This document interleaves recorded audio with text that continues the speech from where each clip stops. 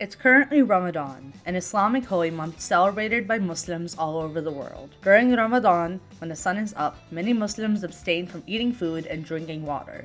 When the sun is down, however, many have big meals to break their fast, often complete with Middle Eastern and African desserts. These desserts can range from katayef, a rolled pastry from North Africa and the Levant that's filled with cream or pistachios, or kanafa, a Palestinian cheesy dessert with a sweet syrup. But where can you go to get these desserts if you live in Cincinnati? We spoke to chefs at local bakeries and shops that prepare these desserts to learn more about them and find out how you can try them.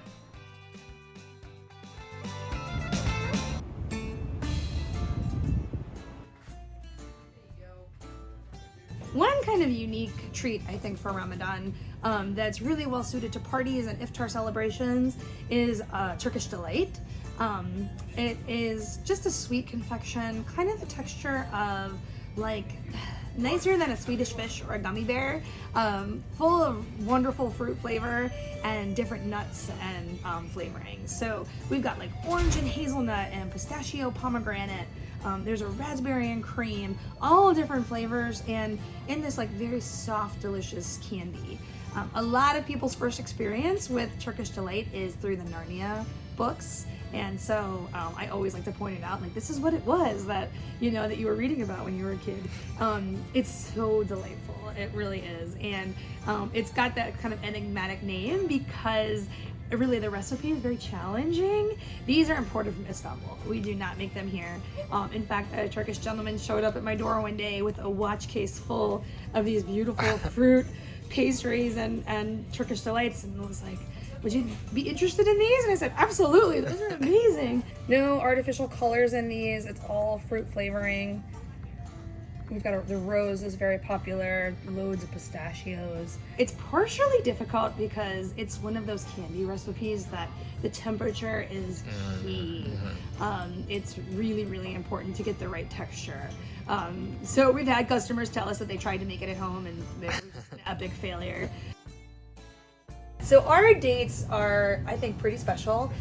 We bring in our dates from the Middle East, primarily the Jordan Valley, and really the oldest inhabited city in the world. It's Jericho in the West Bank, and they have been growing dates there from the beginning of recorded history. Basically, they're big and meaty and so soft and luscious, and traditionally they're used to break a fast, but they are loaded with nutrients. I mean, that's the cool thing about dates is that they're sweet, they taste like butterscotch or caramel, but they are nutritional powerhouses. They have tons of potassium, tons of good vitamins, and they kind of jumpstart your metabolism so that you can feast at the iftar after your fast. I love them stuffed with nut butters. So one of my favorite treats is a medjool date stuffed with almond butter and then topped with a strawberry. For our dates, honestly, we just sell them as is. We sell they come in 11-pound boxes, and we think we go through 2 or 3 a weekend.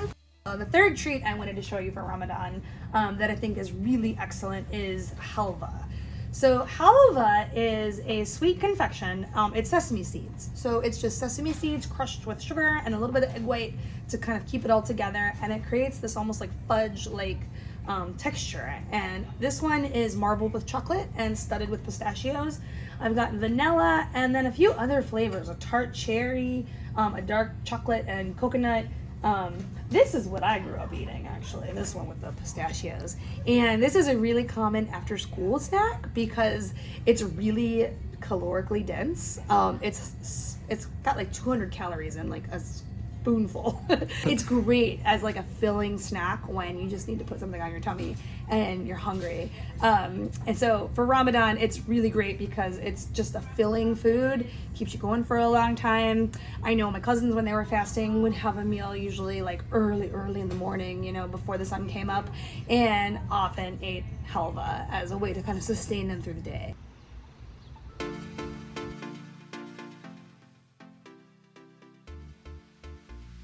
My name is Ahmed. I came from Lebanon, Middle East, and now we're located at Saint Bernard next to Dairy Queen. This dessert, we call this baklava. We can eat it all the year, at any time, and we made it for also in Ramadan. We use it This is what we have. Also, we do some knafe. It's so common. So it's filo dough also. We made it with special ghee and some cheese. And we also put some pistachio and syrup. Also, we have it's called skatayev. It's a special dough. We stuff it in with some special cheese, or we call this in Lebanon kashta. It's like pudding, special pudding. And this is the best of our desserts in Ramadan. This restaurant called 5 Stars, we opened it in the end of 2019. So a couple of months later, the COVID here. So all the small business destroyed. We struggle a lot. I'm still here because the neighborhood, they are so good. They support me a lot. The people, they are so nice here. So this is one of the biggest reasons that I stay here. Here, everything you will eat it at 5 Stars. It's made from scratch, made by me.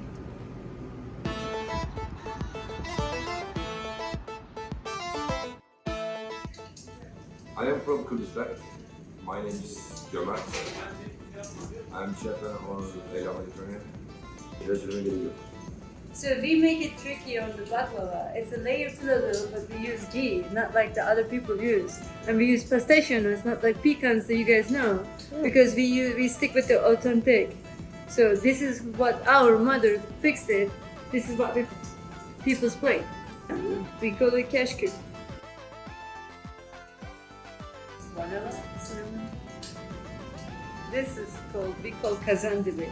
You burn the sugar before you serve it. Before you put the custard on top of it. That's what he's trying to say. It's hard to burn the custard. It's like a creme brulee, but it's upside down creme brulee. You don't torch the sugar on top. We torch the sugar on the bottom. The last one is the rice pudding. It's not the you used to. It's not the same the rice pudding you have outside. We cook on the stove first and we bake in the oven. And the culture, we have more than 100 different type of desserts. Yeah. But this is what's the most popular. This is what people goes for because it's shareable. At the moment, this is actually reminds my mother. My mother has a walnut trees, and whenever it's in the Ramadan, during the Ramadan, she makes the baklava, the best one ever with the walnuts. We usually use it in the restaurant and pistachio, but this one is the most popular in Turkey. And my mom makes it all the time the best, and he made it exactly the same. So it's a lot of good memories in there.